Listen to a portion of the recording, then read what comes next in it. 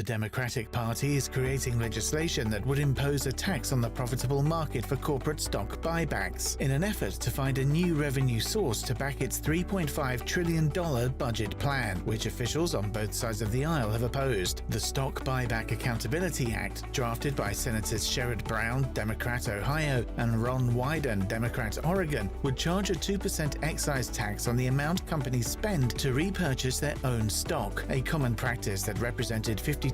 of all shareholder returns from S&P 500 firms in 2020. Cardano has finally launched its long-awaited Plutus-powered smart contract scripts after completing its Alonzo hard fork, paving the way to the production and implementation of smart contracts on its platform for the first time. Cardano developer Input Output HK, or IOHK, posted on Twitter that the Alonzo upgrade has been applied successfully at Epoch 290, but said the project is still in its early days and now is when the mission truly begins, as they begin realizing the vision they have been working towards for a long time.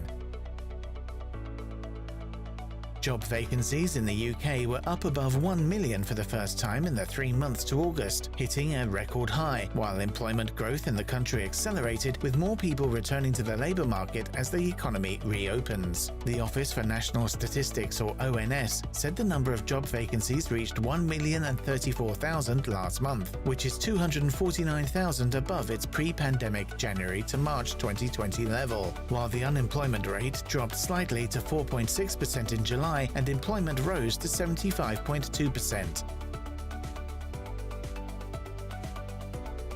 Problems of troubled Chinese real estate company Evergrande Group escalated in recent weeks, informing investors twice in as many weeks that it is at risk of default and its property sales would continue to decline significantly this month. The country's second biggest property developer, which has amassed over $300 billion in liabilities, will not be able to make an interest payment on its debt next week and said it might cross default, signaling the risks may extend to other related sectors.